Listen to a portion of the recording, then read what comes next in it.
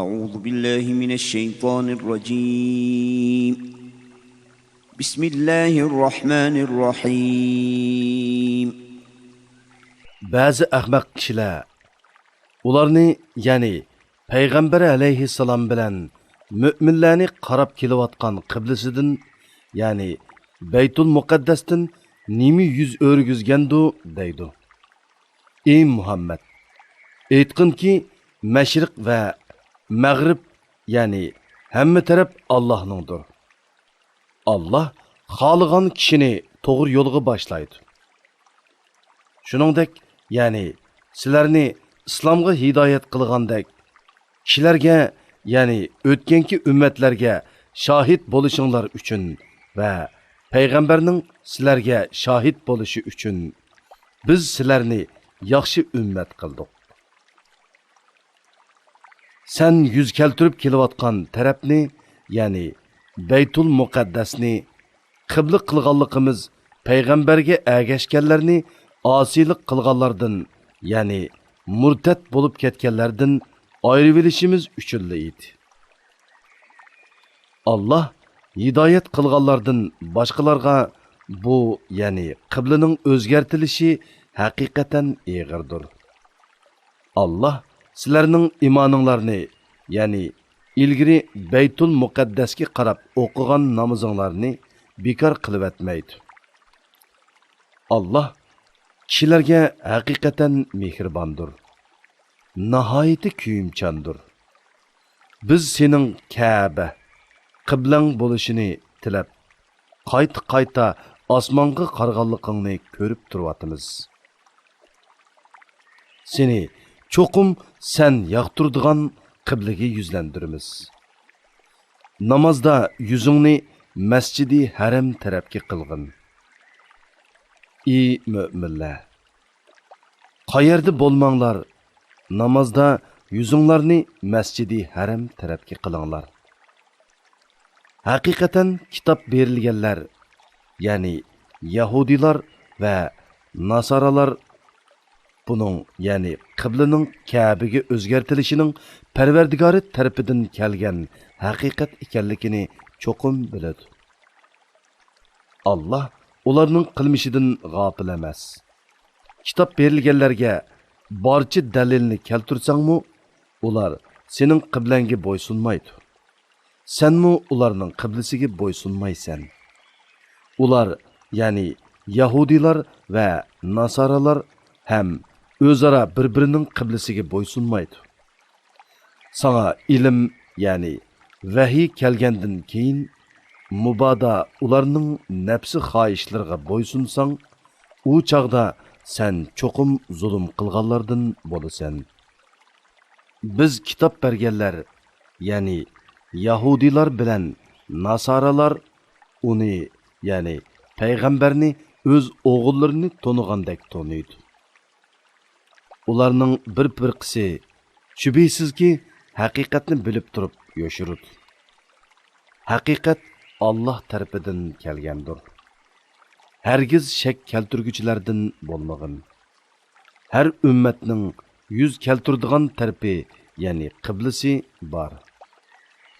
Ey mu'minlar, yaxshi amallarni qilishga oldiranglar. Qayerda bo'lmanglar, qiyomat kuni Allah hammanglarni hisob berish uchun yig'idi. Allah haqiqatan hamma narsaga qodirdir. Qayerdan safarga chiqmag'in, namozingda yuzingni Masjidi Haram, ya'ni Ka'ba tarafga qilgin. Bu haqiqatan Parvardigoring tarafidan kelgan haqiqatdir. Allah sizlarning qilmishinglardan g'ofil emasdir. Kishilar, ya'ni Yahudilar va mushriklarga sizlarga qarshi dalil isbot bo'lmasligi uchun, ey Muhammad, safar qilishga qayerdan chiqmag'in, namozingda yuzingni Masjidi Haram tarafga qilgin. Ey mu'minlar, sizlarmi qayerda bo'lmanglar, namozinglarda yuzinglarni Masjidi Haram tarafga qilinglar. Faqat ularning ichidagi zulm qilg'uvchilarla qibladan o'zgarganligini sizlarga qarshi dalil qilib oladi. Ular, ya'ni zolimlardan qo'rqmanglar. Mening amrimni tutish bilan mendan qo'rqinglar. Qiblani o'zgartirishga amr qilishim sizlarga bergan ne'matimni kamolatga yetkazishim uchun va to'g'ri yo'lda bo'lishinglar uchundir. Shuningdek, ya'ni sizlarga bergan ne'matimni kamolatga yetkazganimdek o'z ichinglardan sizlarga bizning oyatlarimizni tilovat qilib beradigan, sizlarni mushriklik va gunohdan pok qiladigan, sizlarga kitobni, ya'ni Qur'onni va hikmatni, ya'ni dinni ahkamlarni o'rgatadigan, sizlarga bilmaganinglarni bildiradigan bir payg'ambar avatdik. Meni toat ibodat bilan yod etinglar. Meni yod etsanglar, menmu sizlarni savob berish bilan, mag'firat qilish bilan yod etaman. Menga shukr qilinglar. Noshukirlik qilmanglar. Ey mu'minlar, sabr orqali va namoz orqali yordam tilanglar. Allah haqiqatan sabr qilguvchilar bilan birladir. Allah'ның yolida öldürülgenlerini, yani şehitlerini ölük demanglar. Belki ular tiriktir. Lekin sizlar bunu sezmeysizlar. Bizning sizlarni bir az qo'rqinch bilan, bir az qahatchilik bilan va mollaringlarga, jonlaringlarga, bolaringlarga, ziroatlaringlarga yetirgan ziyon bilan cho'qim sinaymiz. Beshingga kelgan musibat, ziyon zahmatlarga sabr qilguvchilarga jannat bilan xush xabar bergin.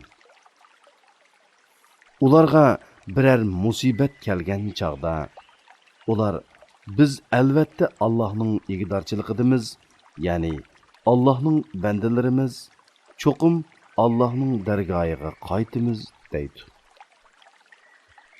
Ana shular Parvardigorning mag'firati va rahmatiga erishguchilardir. Ana shular hidoyat topquchilardir. Safo bilan Marva haqiqatan Allohning dinining alomatlaridir. Haj qilgan yoki umr qilgan odam ularning orasida sa'i qilsa hech bok yo'q. Kimiki o'z ixtiyori bilan biror yaxshilik qiladigan, Allah uning mukofotini beradi. Allah albatta shukrning mukofotini berguchidir. Allah hammani bilguchidir. Bu kitobda, ya'ni Tavratda kishilarga to'g'ri yo'lni aniq bayon qilganimizdan keyin biz nozil qilgan Muhammad alayhissalomning rost payg'ambar ekanligini isbotlaydigan ro'shan dalillarni va to'g'ri yo'lni yo'shirdiganlarga Allah la'nat qiladi. Ya'ni rahmatidan yiroq qiladi. La'nat qilguvchilar, ya'ni farishtalar va mu'minlarmu ularga la'nat qiladi. Faqat tavba qilganlar, amalini tuzatganlar, Yahudilarning Tavrat ahkomlaridan yo'shirganlarini bayon qilganlarla buningdan mustasno. Ana shularning tavbasini qabul qilaman. Men tavbani bakmi qabul qilg'uchidirman. Nihoyatda mehribondurman. Shubhisizki kafir bo'lib kafir peti o'lganlar bor. Ana shular cho'qim Allohning farishlarining va insonlarning hammasining la'natiga uchraydi. Ular do'zaxda mangu qoladi. Ulardan azob yengiltilmaydi. Ularga beriladigan azob kechiktirilmaydi. Sizlarning ilohinglar bir ilohdir. Uningdan boshqa hech ma'bud barhaq yo'qdir. O nihoyatda shafqatlikdir. Nihoyatda mehribondir. Osmonlarning va zaminning yaratilishida, kecha bilan kunduzning navbatlashida kishilarga foydali narsalarni elib dengizda uzib yurgan kemalarda Allah bulutdan yog'dirib bergan o'lgan zaminni tirildirdigan yomg'irda, yer yuziga tarqitayotgan hayvonotlarda, shamol yo'nalishlarining o'zgarib turishida, osmon zamin orasida bo'ysundirilgan bulutlarda tushunadigan kishilar uchun albatta Allohning birligini ko'rsatadigan dalillar bordir. Ba'zi odamlar Allohdan g'ayrilarni, ya'ni bulutlarni Allohga sherik qilib oladi. Ularni mo'minlarning Allohni do'st tutganidek do'st tutadi. Ya'ni ulug'laydi va ularga bo'ysunadi. Mo'minlar Allohni hammadan bek do'st tutquchilardir. Zolimlar qiyomat kuni o'zlariga tayyorlangan azobni ko'rgan chaqda bütün kuch-quvvatining Allohga mansub ekanligini va Allohning azobining qattiq ekanligini kashki bilsa edi, dunyoda Allohga sherik keltirganliklarga haddidan ziyoda pushaymon qiladi. Ayni vaqtda agashkuchilar azobni ko'rib, agashkuchilardan ada juda bo'ladi. Ularning o'zaro munosabati, ya'ni dunyodagi do'stligi uziladi.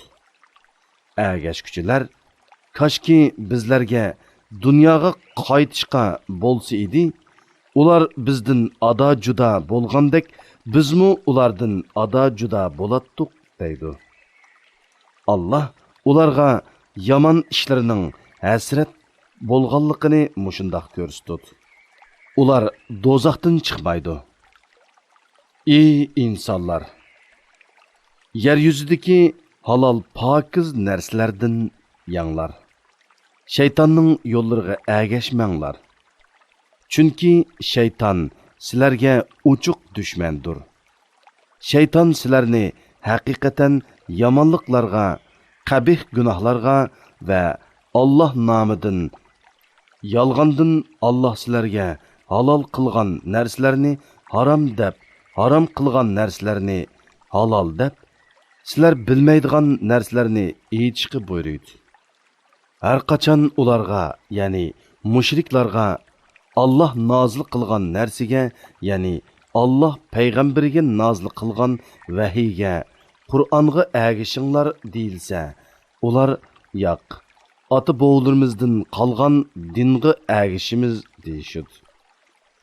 Ota bovulları hech narsani tushunmagan va to'g'ri yo'lda bo'lmagan tursa, ya'ni ularga agishamdi. Kafirlarni hidoyatga da'vat qilguvchi xuddi ma'nisini tushunmay, tavushini va nidonini anglaydigan chahar paylarni chaqirgan odamga o'xshaydi. Kafirlar haqni anglashdan rastdir. Haqni so'zlashdan qochidir. Haqni ko'rishdan ko'rdir. Ular vaz nasihatni tushunmaydi. Ey mo'minlar, biz sizlarni rizqlantirilgan halol narsalardan yanglar.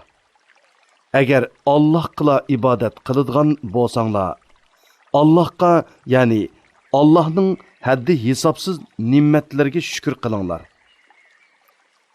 Allah sizlarga o'zi o'lib qolgan hayvonni, qonni, cho'shqi go'shini Allohdan g'ayrining, ya'ni bulutlarning nomi aytilib bo'g'izlangan hayvonni yeyishni harom qildi.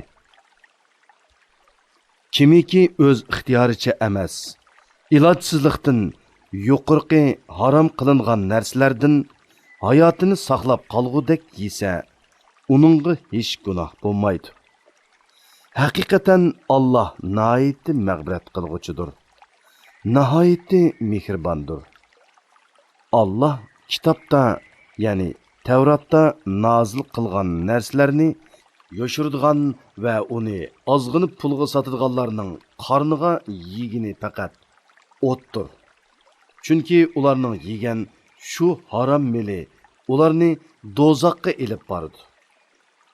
Qiyomat kuni Allah ularni xushal qiladigan so'z qilmaydi. Ularni gunohlardan poklamaydi. Ular qattiq azobga duchor bo'ladi. Ana shular hidoyatni gumrohlikqa, mag'firatni azobga, ya'ni jannatni do'zaxga tegishdi. Ular do'zax azobiga nima degan chidamliq? Bu qattiq azob. Shuning uchunki Allah haqiqatan haq kitobini, Tavratni nozil qildi. Ular Tavratdagi narsalarni yoshirdi va o'zgartib etdi. Kitob to'g'risida ixtilof qilguvchilar cho'nqur nizodadir. Sizlarning kun chiqqan va kun patqan tarafga yuz keltirishinglarning o'zila yaxshi amalga yetmaydi.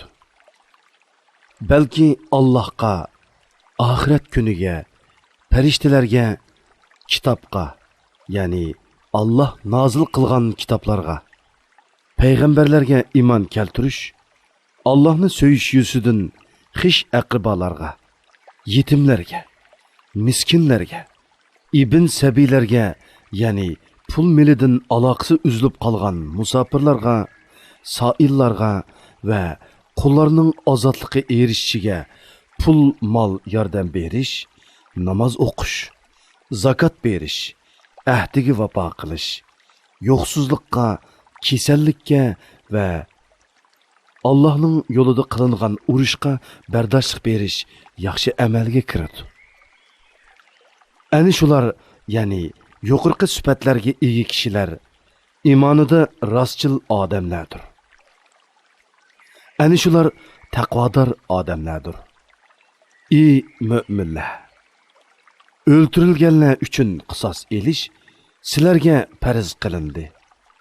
Hur odam uchun hur odamdan, qul uchun quldan, ayol uchun ayoldan qisos elinadi.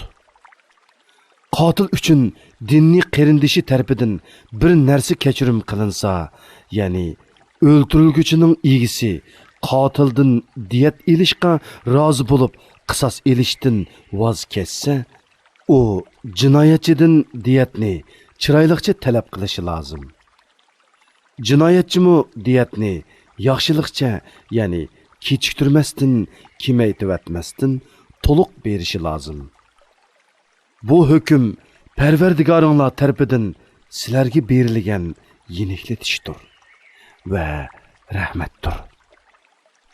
Shuningdan keyin, ya'ni diyatni qabul qilgandan keyin chekidan eshib ketgan, ya'ni qotilni o'ltirgan odam qattiq azobga duchor bo'ladi. Ey aql egilari, sizlarga qisosda hayotlik bor. Ya'ni kishi birovni o'ltirgan taqdirda o'ziningmi o'ltirildiganligini bilsa, u odam o'ltirishdan yanadi. Shuning bilan uning o'zimi, u o'ltirmoqchi bo'lgan odammi o'lishdan saqlanib qoladi. Nahaq qon to'kishdan saqlanishinglar uchun qisos yo'lga qo'yildi. Agar sizlardan biraylan o'lish oldida ko'p mol qoldirsa, uning ota-onasiga va xish aqribolarga odillik bilan vasiyat qilishi taqvodorlarning o'tashga tegishlik burchi sifatida farz qilindi. Vasiyatni anglagandan keyin kimiki uni o'zgartirdi ekan, uning gunohi o'zgartganlarga yuklanadi. Allah haqiqatan hammani anglab turg'uchidir, hammani bilib turg'uchidir. Kimiki vasiyat qilg'uchining savanligi yoki qasdan noto'g'ri qilganligini bilib, ularning, ya'ni vasiyat qilg'uchilar bilan vasiyat qiling'uchilarning orasini tuzab qo'ysa, uningga hech gunoh bo'lmaydi. Allah haqiqatan mag'firat qilg'uchidir, nihoyatda mehribondir. Ey mo'minlar, gunohlardan saqlanishinglar uchun sizlardan ilgirkilarga, ya'ni ilgirki ummatlarga ro'za farz qilingandek, sizlarga mu Ramazon ro'zasi farz qilindi. Bu farz qilingan ro'za sanoqli kunlardir. Sizlardan kimiki kasal yoki safar ustida bo'lib ro'za tutmagan bo'lsa, tutmagan kunlarni, ya'ni qazosini boshqa kunlarda tutsin. ro'zini qiyirliq yoki ojizlik tufaylidan mushaqqat bilan aron tutadigan kishilar tutmasa, kunligi uchun bir miskin to'yg'idek tamoq fidya berishi lozim. Kimiki fidyani belgilangan miqdordan ortiq bersa, bu o'zi uchun yaxshidir. Agar bilsanglar, ro'za tutish sizlar uchun eg'iz ochiq yurishdan va fidya berishdan yaxshidir. Ramazon oyida Qur'on nozil bo'lishga boshladi. Qur'on insonlarga yetakchidir. Hidoyat qilg'uchi va haq bilan nohaqni ayirg'uchi ro'shan oyatlardir. Sizlardan kimiki Ramazon oyida hozir bo'lsa Ramazon ro'zasini tutsin. Kimiki kasal yoki safar ustida, ya'ni musofir bo'lib tutmagan bo'lsa, tutmagan kunlar uchun boshqa kunlarda tutsin. Allah sizlarga osonlikni xohlaydi, taslikni xohlamaydi. Og'zinglar ochiq yurgan kunlarning qazosini qilish bilan Ramazon ro'zasining sonini to'ldirishinglarni, sizlarni hidoyat qilganligiga Allohni ulug'lashinglarni, uning in'omlariga shukr qilishinglarni xohlaydi. Mening bandalarim sendan men to'g'riliq so'rasa, ularga aytqinki, men haqiqatan ularga yaqinman. Ya'ni ularning ahvolini, so'zlarini bilib turman. Menga duo qilsa, men duo qilguvchining duosini ijobat qilaman. Ular to'g'ri yo'l tepish uchun mening da'vatimni qabul qilsin va menga iymon etsin. Ya'ni hamisha iymon bilan bo'lsin. Ro'za kechalarida ayollaringlarga yaqinchilik qilish sizlarga halol qilindi. Ular sizlar uchun kiyimdir. Ya'ni ular sizlarga orlishib yashaydi va kiyim badanga yepishqandek yepishidi. Sizlarmi ular uchun kiyimsizlar. Ya'ni sizlarmi ularga orlishib yashaysizlar va kiyim badanga yepishqandek yepishsizlar. Allah o'zinglarni oldiganliklarini, ya'ni ro'za ketisi yaqinchilik qilganinglarni bildi. Allah tavbanglarni qabul qildi. Sizlarni afu qildi. Endi ularga, ya'ni ayollaringlarga yaqinchilik qilinglar. Allah sizlarga taqdir qilgan narsani, ya'ni farzandni talab qilinglar. Toki tongning oq ipi qora ipidan ayrilganga, ya'ni tong yo'rganga qadar yenglar. İçinglar. Andın kech kirgicha ro'za tutinglar. Sizlar masjidda itikofda o'ltirgan chig'inglarda kunduz bo'lsin, kecha bo'lsin, ularga yaqinchilik qilmanglar. Ani shular Allah belgilangan chegaralardir. Ya'ni mani qilgan ishlardir. Uningga yaqinlashmanglar. Kishilarning harom qilingan ishlardan saqlanishlari uchun Allah oyatlarini ularga mushundoq bayon qiladi. Bir-biringlarning mollarini nohaq yavanmanglar. Bilib turib kishilarning bir qism mollarini zulm bilan yevilish uchun hokimlarga pora bermanglar.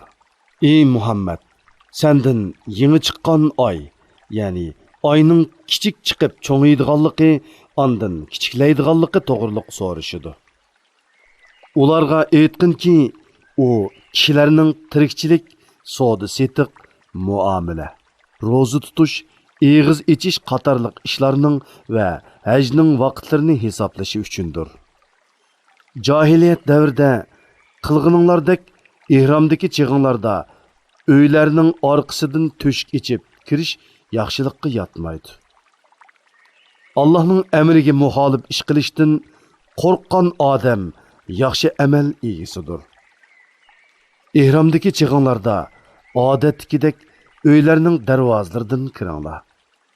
Baxtga erishishinglar uchun Allohga taqvodorlik qilinglar. Sizlarga urush ochgan odamlarga qarshi Alloh yo'lida jihad qilinglar. Tajovuz qilmanglar. tajovuz qilg'uvchilarni Allah haqiqatan do'st tutmaydi. Ularni, ya'ni mushriklarni, ular haramda bo'lsin, boshqa yerda bo'lsin, urush harom qilingan oylarda bo'lsin, uchratgan yerda o'ltiringlar. Sizlarni yurtinglardan, ya'ni Makkadan chiqarib etgandek, sizlarmi ularni yurtidan chiqarib etinglar. Ziyonkashlik qilish urushdanmi yomondir. Toki ular o'zlari urush ochmig'icha Masjidi Haram atrofida ular bilan urush qilmanglar. Agar ular Masjidi Haram atrofida o'zlari urush ochsa, ularni o'ltiraveringlar. Kafirlarning jazosi shundoq bo'ladi. Agar ular urushni to'xtatsa, sizlarmi urushdan qo'l yig'inglar. Allah tavba qilguvchilarga haqiqatan mag'firat qilguvchidir. Nihoyatda mehribondir.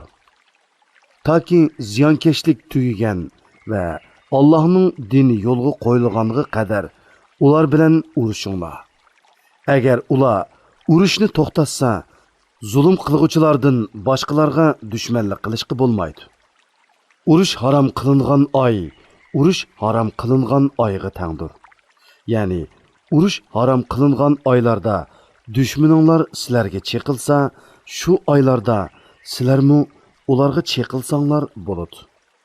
Hurmati saqlanishga tegishlik narsalar teng barobardir. Ya'ni hurmati saqlanishga tegishlik narsalarni boshqalar dafsanda qilsa, intiqom elish yuzidan sizlarmi ularni dafsanda qilsanglar hech yomoni yo'q. Birov sizlarga qanchalik cheqilgan bo'lsa, sizlarmi uningga shunchalik cheqilinglar.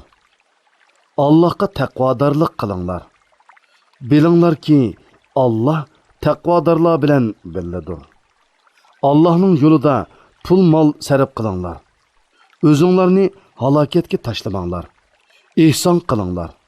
Ihson qilguvchilarni Allah haqiqatan do'st tutadi. Haj bilan umrani Allah uchun to'liq o'rinlanglar. Agar dushman yoki kasallik sababidan hajni yoki umrani ado qilishda to'sqinlikqa uchursanglar, u holda nima o'ng'ay bo'lsa, ya'ni to'ga, kala, qo'ydan nimani topa olsanglar, shuni qurbonlik qilinglar. Qurbonlik qilinadigan mol joyiga, ya'ni belgilangan joyiga yetmagicha beshinglarni tushirmanglar. Sizlardan kimiki kasal, ya'ni chechini tushirsa ziyon qiladigan kasal yoki beshida illat, ya'ni bosh og'riqi, pitqa o'xshashlar bo'lib, beshini tushirmasa, fidya qilish yuzidan 3 kun roza tutsin. Yoki 6 miskinga 3 sa sadiqa bersin. Yoki birer mol qurbonlik qilsin. Aminlikda bo'lgan chig'inglarda oranglardan ömür qilgandan keyin haj qilishdan bahramon bo'lgan odam, ya'ni hajdan burun ömür qilib tamomlagan odam nima o'ng'ay bo'lsa, shuni qurbonlik qilsin. Puli yo'qlikdan yoki qurbonlik mol yo'qligidan qurbonlik mol topolmagan odam haj jarayonida 3 kun roza tutsin. Hajdan qaytgandan keyin 7 kun roza tutsin. Onun hammasi 10 kun bo'ladi. Mana bu, ya'ni ömür qilgan odamga qurbonlik qilish lozimligi yoki roza tutish haqidagi hukm Masjidi Haram doirasida, ya'ni haramda o'ltirishlik bo'lmagan kishilar uchundir. Allohga taqvodorlik qilinglar. Bilinglarki, Allohning azobi qattiqdir. Haj vaqti ma'lum bir qancha oydir. Ya'ni Shavvol, Zulqayda oylari va Zulhajja oyining 10 kunidir. Bu oylarda haj qilishni niyat qilgan, ya'ni ihrom bog'ilgan odamning jinsiy aloqa qilishi, gunoh qilishi va janjal qilishi ma'ni qilinadi. Sizlar qandoqliki yaxshi amalni qilsanglar, Allah uni bilib turadi. Oxiratlikinglar uchun zod rohila ilib olinglar. Eng yaxshi zod rohila taqvodorlikdir. Ey aql egilari, manga taqvodorlik qilinglar. Parvardigoringlardan haj mavsumida tijorat va boshqa ovqat orqali rizq talab qilsanglar, sizlarga hech gunoh bo'lmaydi. Arafatdan qaytgan chig'inglarda Mash'ari haramda, ya'ni Muzdalifada Allohni yod etinglar. Allah sizlarni hidoyat qilganligi uchun uni yod etinglar. İlgiri sizlar haqiqatan gumroh edinglar. Ya'ni Allah sizlarni hidoyat qilishdan ilgari gumrohlar qatorida edinglar. Ondan keyin sizlar Arafatdan kishilar qaytgan joy bilan qaytinglar. Allohdan mag'firat talab qilinglar. Allah haqiqatan nihoyatda mag'firat qilg'uchidir. Nihoyatda mehribondir. Sizlar hajga oid ibodatlarni ado qilgandan keyin Allohni bo'lsa, ota-buvanglarni faxrlanib yod etgandek yoki uningdanmi ziyoda yod etinglar. Ba'zi kishilar, ey Parvardigorimiz, bizga nasibimizni bu dunyoda bergin deydi. Halbuki uningga oxiratda yaxshilikdan hech nasibi yo'qdir. Ba'zi kishilar, Parvardigorimiz, bizga dunyoda yaxshilik ato qilgin, oxiratdami yaxshilik ato qilgin, bizni do'zax azobidan saqlag'in deydi.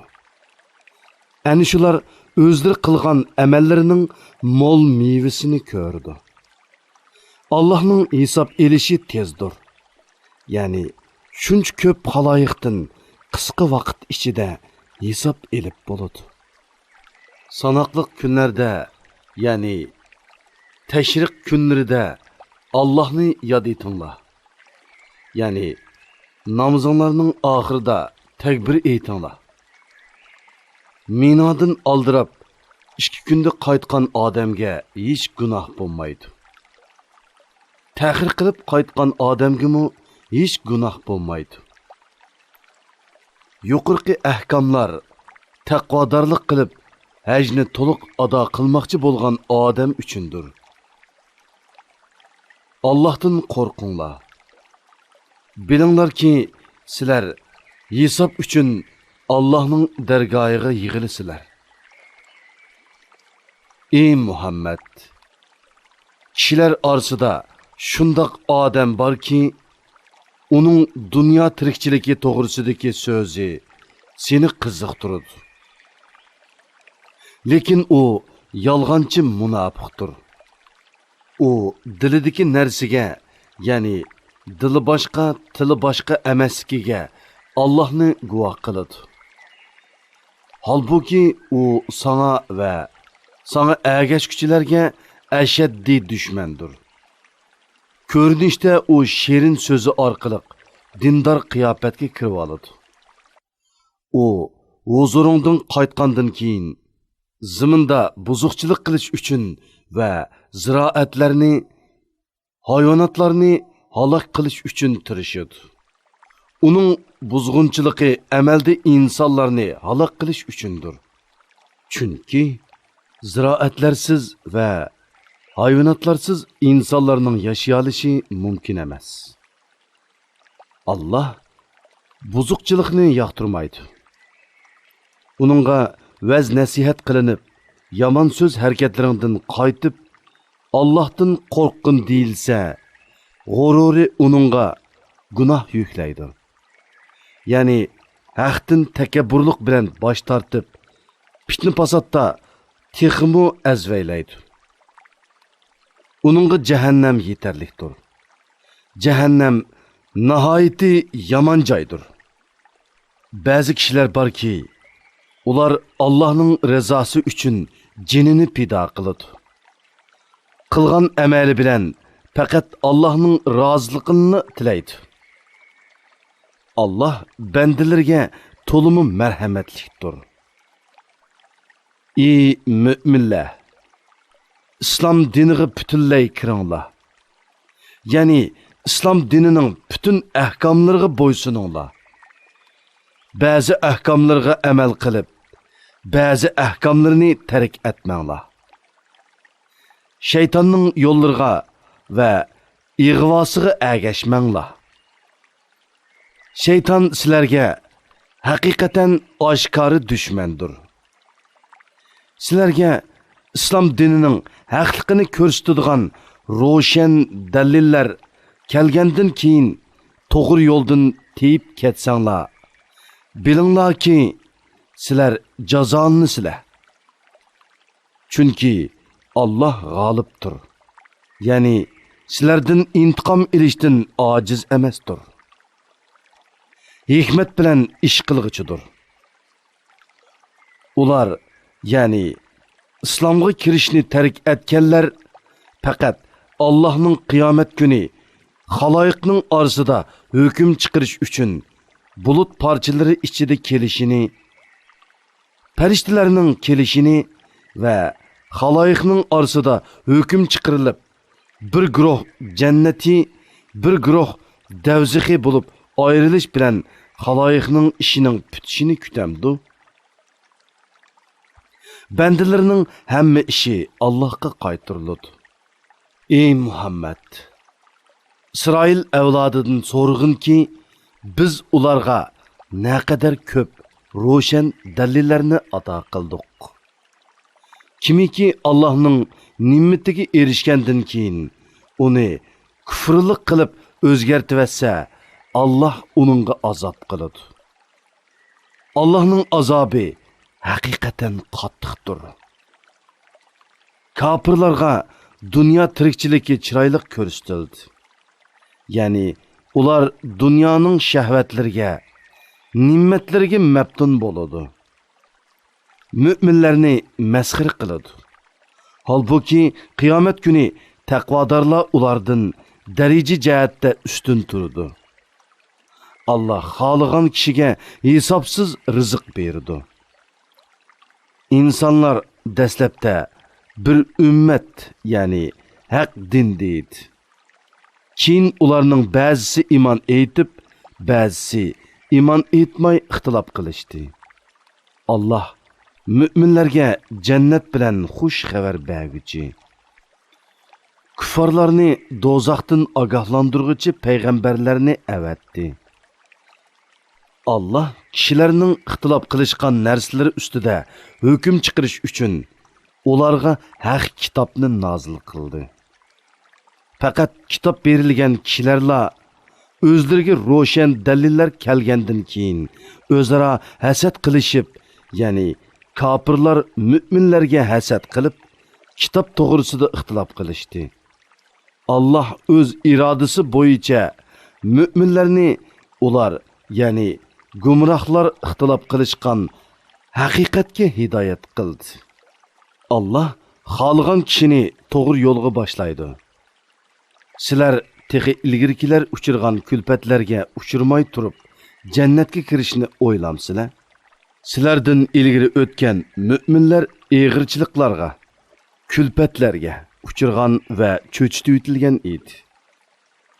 Hatto payg'ambar va müminlar Allah'ның bizga va'da qilgan yordami qachon keladi degan edi.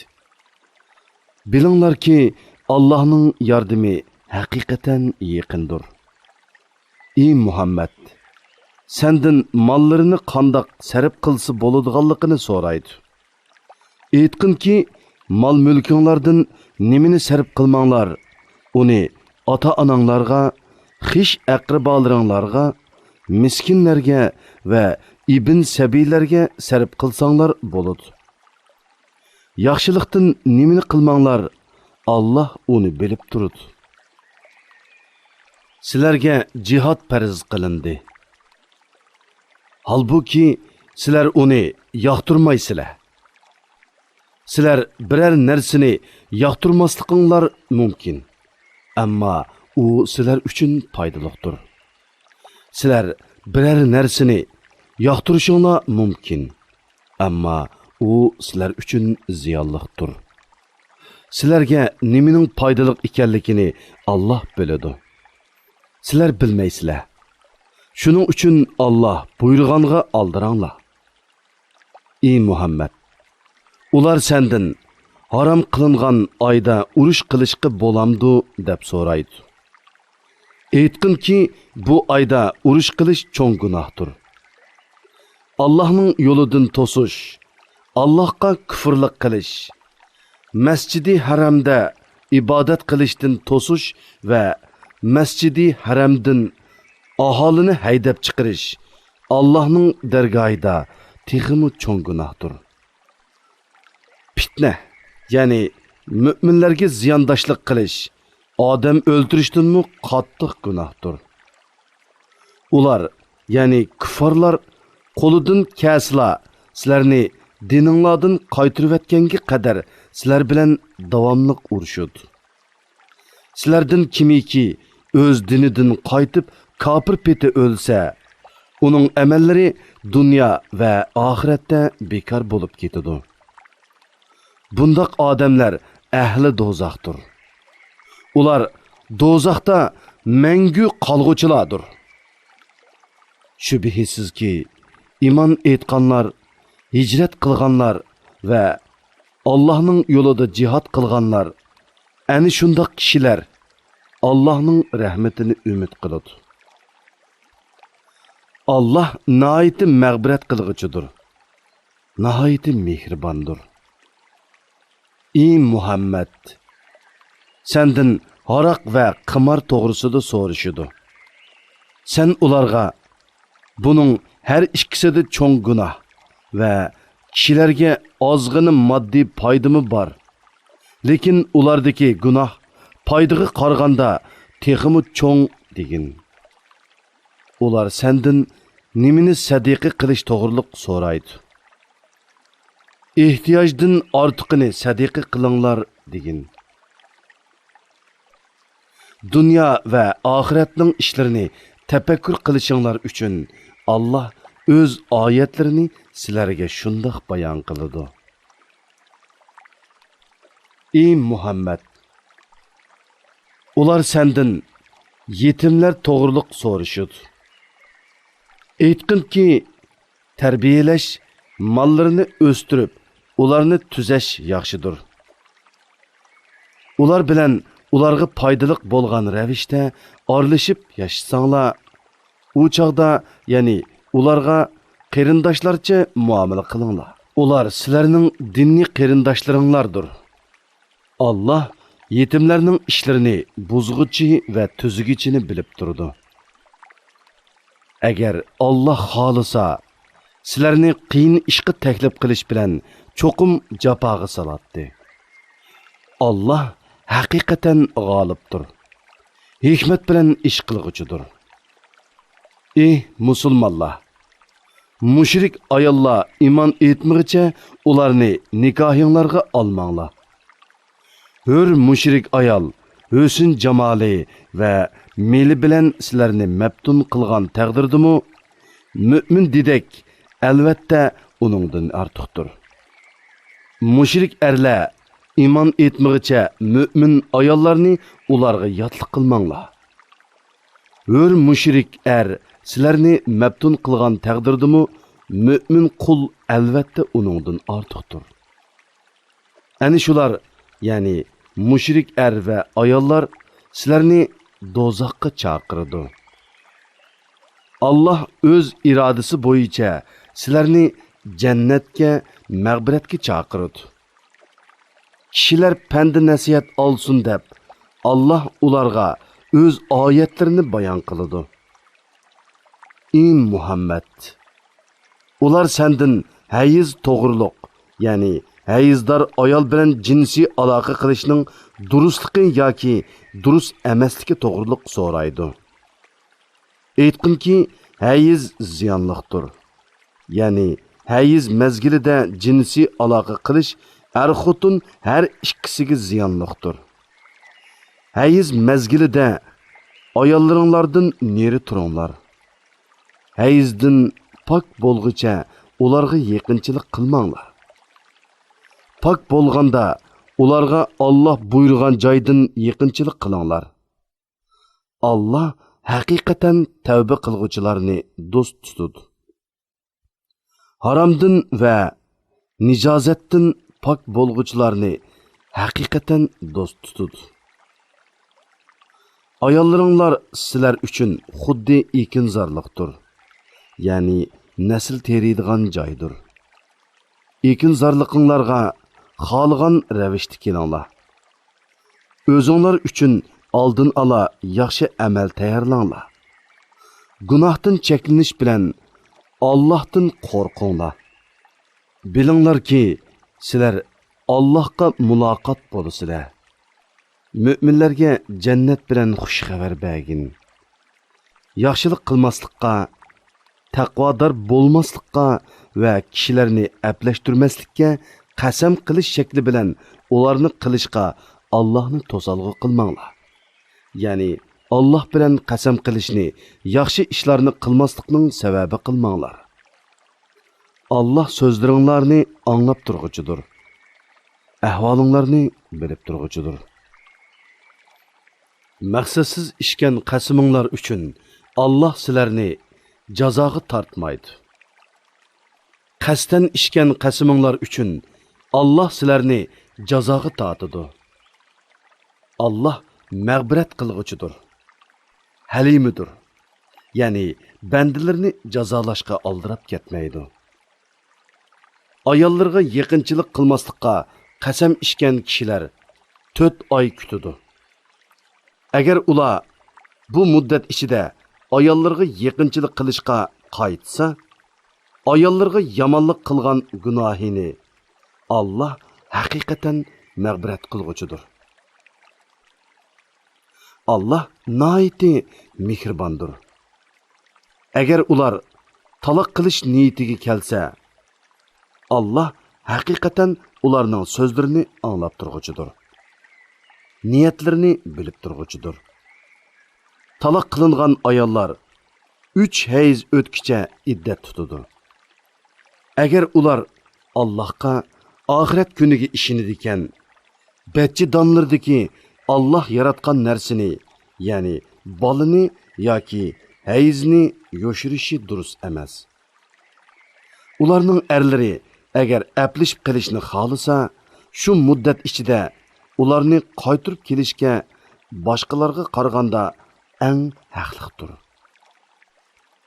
Ayollar ustida erlarning haqlari bo'lganidek, erlari ustida ayollarning mu haqlari bor. Ya'ni ayollar muvofiq darajada huquqdan bahramand bo'lish kerak. Muvofiq darajada majburiyatni o'tish kerak. Ayollarga mehr berish va ularning turmushini qamdash majburiyatlari erlarga yuklanganlikdan erlar ayollardan bir daraja ortiqlikka ega. Alloh g'olibdir. Hikmat bilan ish qilg'uchidir. Qayta yarashishga bo'ladigan taloq 2 qitimdir. Uningdan keyin xotinini chiroyliqcha tutish yoki yaxshilik bilan, ya'ni zulm qilmay, yomon gapini qilmay, kishilarni uningdan jiroqlashtirmay qo'yib etish lozim. Allohning belgilamalariga rioya qila olmaslik xavfi, ya'ni yaxshi o'talmaslik, Alloh belgilagan er-xotinlik huquqlariga rioya qila olmaslik xavfi bo'lmasla, o'zinglarning ayollaringlarga mehri uchun bergan mol-mulkdan hech qanday narsani qaytarib olish durust bo'lmaydi. Agar sizlar ular, ya'ni ayolning Allohning belgilanmalariga rioya qila olmaslikdan qo'rqsanglar, xotinning taloq xetini elish maqsadida mol berganligi uchun u ikkisiga, ya'ni xotinga gunoh bo'lmaydi. Ana shular Allohning belgilamalaridir. Uningga xiloflik qilmanglar. Allohning belgilamalariga xiloflik qilguvchilar zolimlardir. Agar uni, ya'ni xotinini 3 qitim taloq qilsa, xotin boshqa erga tegmigicha uningga durust bo'lmaydi. keyinki uni taloq qilgandan keyin iddetini to'shqizib, burunqi bilan qayta yarashsa, ularga hech gunoh bo'lmaydi. Agar ular Allohning belgilimlariga rioya qila oladiganligini, ya'ni qayta yarashgandan keyin yaxshi o'talaydiganligini tasavvur qilsa, bu Allohning belgilimlaridirki, Allah uni biladigan, ya'ni ishning oqibatiga fahmi yetadigan qavm uchun bayon qiladi. Sizlar ayollarni taloq qilgan bo'lsanglar, ularning iddeti to'shay deb qolgan bo'lsa, ular bilan chiroyliqcha yarishib, ularni nikohinglarda tutinglar yoki ularni yaxshilik bilan qo'yib yutinglar. Zulm qilish maqsadida ziyon yetkazib, ularni tutib olmanglar. Kimiki shunda qiladi ekan, ya'ni kimiki chiroyliqcha uy tutish niyati bilan emas, balki iddetini uzartib, zulm qilish niyatida xotini bilan yarishidi ekan, o'ziga o'zi zulm qilgan bo'ladi. Allohning oyatlarini kulk qilib olmanglar. Ya'ni Allohning ahkomlarini xiloflik qilish yo'li bilan masxir qilmanglar. Allohning sizlarga bergan ne'matini va sizlarga vaz nasihat qilish uchun nozil qilgan kitobini, hikmatini, ya'ni kitobidagi ahkomlarni yod etinglar. Allohga taqvodorlik qilinglar. Bilinglarki, Alloh har narsani bilguchidir. Agar sizlar ayollarni taloq qilgan bo'lib, ularning iddeti to'shqan va qoida bo'yicha tegmoqchi bo'lgan eri bilan putishgan bo'lsa, ularni nikohlanishdan to'smanglar. Buning bilan ichinglardan Allohga va oxirat kuniga iymon keltirganlarga nasihat qilinadi. Bu, ya'ni vaz nasihat elish, Allohning amrlarini tutish sizlar uchun eng foydalidir va eng pokdir. Shariat ahkomlaridan sizlarga nimalar eng foydali ekanligini Alloh biladi. Sizlar bilmaysizlar. Onalar balalarni emitish muddatida to'liq emitmoqchi bo'lsa, to'liq 2 yil emitishi lozim. Otalar onalarni qoida bo'yicha yemek içmek ve kiyim-kechak bilan ta'minlab turish kerak. Kishi faqat qo'lidan keladigan ish qilib taklif qilinadi. Onani balasi sabablik ziyon tatqizmaslik. Otini balasi sabablik ziyon tatqizmaslik lozim. Agar oti o'lib ketsa, uning varisi otiga o'xshash mas'uliyatni, ya'ni ona bo'lg'uchiga nafiqa berish va uning haqlariga rioya qilish qatorliqlarni o'z ustiga elish kerak. Agar ota-ona kengishib, balani 2 yil to'shmasdanla ayirib etmoqchi bo'lsa, ularga hech bir gunoh bo'lmaydi. Agar balalaringlarni inik onalarga emitmoqchi bo'lsanglar, qoida bo'yicha ularning haqqini bersanglarla, sizlarga hech gunoh bo'lmaydi. Allohdan, ya'ni Allohning amriga muxolifatchilik qilishdan qo'rqinglar. Bilinglarki, Alloh sizlarning qilgan amallaringlarni ko'rib turguchidir. İçinglarda o'zi vafot bo'lib, ayollari qolib qolgan kishilar bo'lsa, ayollari 4 oy 10 kun iddat tutishi lozim. Iddati to'shqandan keyin o'zlari to'g'riliq qoida bo'yicha ish qilsa, sizlarga, ya'ni shu ayollarga igdorchilik qilguvchilarga hech gunoh bo'lmaydi. Alloh sizlarning qilgan amallaringlardan xabardordir. Iddati to'shmagan ayollarga ularni oladiganliklarini puritib o'tsanglar yoki buni dilinglarda yoshirin tutsanglar, sizlarga hech gunoh bo'lmaydi. Ularga eg'iz ochadiganliklar Allohga ma'lumdir. Lekin ular bilan yoshirin va'dalashib qo'ymanglar. Faqat oshkora aytilsa, kishi xijil bo'lmaydigan muvofiq so'zni qilsanglar bo'ladi. Iddati to'shmag'icha ularni nikohinglarga elishga bel bog'lamanglar. Bilinglarki, Alloh dilinglardagini bilib turadi. Uningdan, ya'ni Allohning amriga xiloflik qilib jazolanishdan hazar qilinglar. Bilinglarki, Allah naiti mag'firat qilg'uchidir. Allah'tan qo'rqib, gunohdan cheklanganlarga halimidir.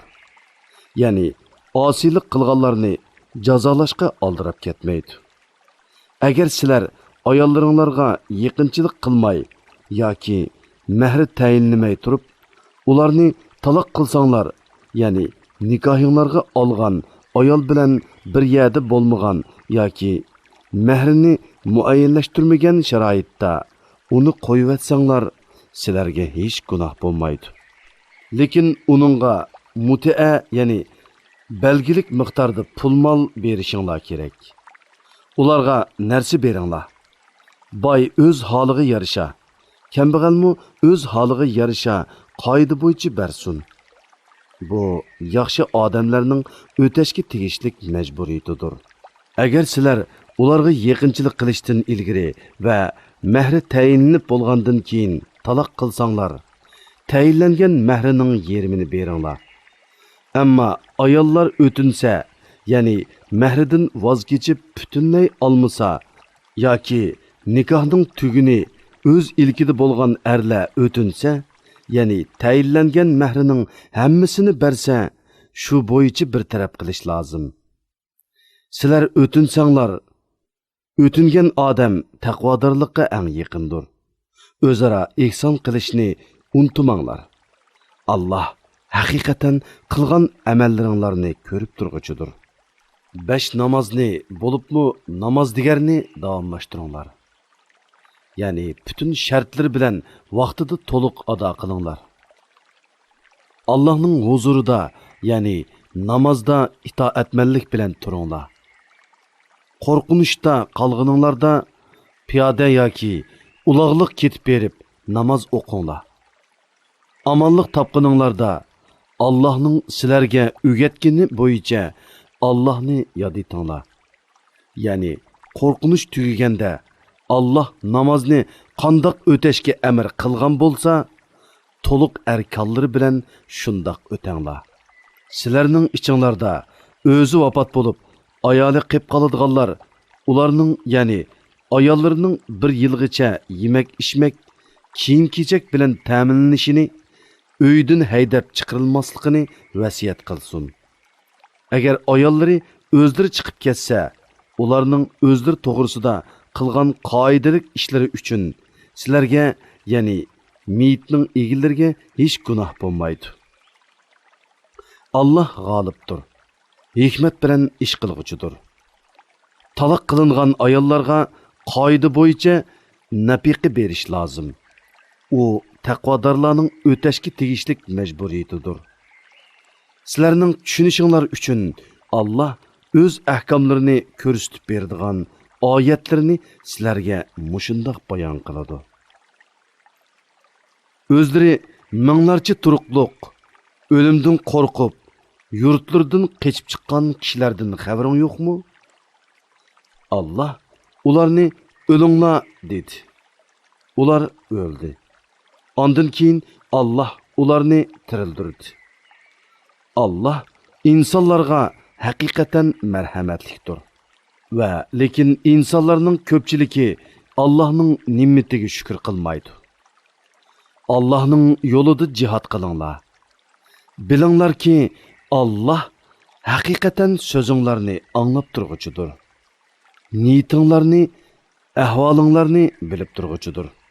Kimiki Allohga qarzi hasana berdikan, ya'ni Allohning yo'lida pul melini xushallik bilan sarf qiladigan, Allah uningga necha hassa, ya'ni 10 hassidan 700 hassigacha ko'p qaytaradi.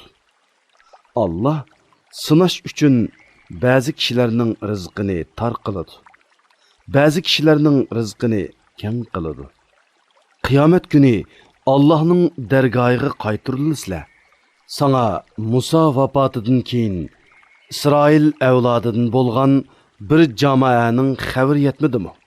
Ular o'z vaqtida o'zlarining payg'ambariga bizga podshoh tiklab bergin, uning bilan dushmanlarga qarshi Allah'ның yolida jihad qilayli deyishdi. Payg'ambar, sizlarga jihad farz qilinsa, jihad qilmay qalarsizlarmi? dedi. Ular yurtlarimizdan haydab chiqarilgan va o'g'illarimizdan judo qilingan tursak, qandaqmi Allah'ның yo'lida jihad qilmayli dedi. Ularga jihad farz qilingan chaqda ozg'inisidan boshqa hammasi jihaddan bosh tortdi. Allah zolimlarni obdan bilguchidir. Payg'ambari ularga Allah haqiqatan sizlarga Talutni podshoh qilib avatdi dedi. Ular payg'ambarga e'tiroz bildirib, u qandoqmi bizga podshoh bo'ladi? Aramızda podshoh avlodlari bo'lganlikdan podshohlikqa biz uningdan haqliqmiz. Uning ustiga uning mol mulki ko'p bo'lmagan tursa dedi. Payg'ambar Allah haqiqatan sizlarga podshoh qilishga uni ixtiyor qildi. Uning ilmini ziyoda va badanini qobil qildi. Allah saltanatni xohlagan odamga berdi. Allah'ның fazli kengdir. Uningga kimning loyiq bo'ladiganligini obdan biladi dedi. Ularga payg'ambari aytdiki, uning podshohligining alomati shuki, sizlarga bir sanduq keladi. Uningda Rabbinglar tarafidan sizlarni taskin topqizdigan narsa va Musoning Harunning tavalari qoldirib ketgan narsalar, ya'ni Musoning hossisi, kiyimi va Tavrat yozilgan ba'zi taxtalar qochilangan bo'ladi. Uni farishtalar ko'tarib keladi. Agar Allohga va oxirat kuniga ishonadigan bo'lsanglar, buningda, ya'ni Tabutning nozil bo'lishida Allohning Talutni sizlarga podshohlikqa tanlaganligiga albatta sizlar uchun ro'shan alomat bor. Talut askarlari bilan Baytul Muqaddasdan ayrilgan chaqda Allah sizlarni bir daryo bilan sinaydi. Kimiki uningdan ichidikan, u manga tava emas. Kimiki daryo suyini tetimaydikan, u haqiqatan manga tavadir. Uningdan ussuzlikni bir oz besish uchun ishgan odam buyruqqa xiloflik qilgan bo'lmaydi dedi. Ularning ichidagi ozg'ini kishidan boshqa hammasi uningdan ishdi. Talut va uningga iymon etgan kishilar daryodan o'tgan chaqda dushmanning ko'pligini ko'rib, qo'rqinishga tushib, ularning bir firqasi bugun biz Jalut va uning askarlari bilan urushga toqat keltirmaymiz dedi.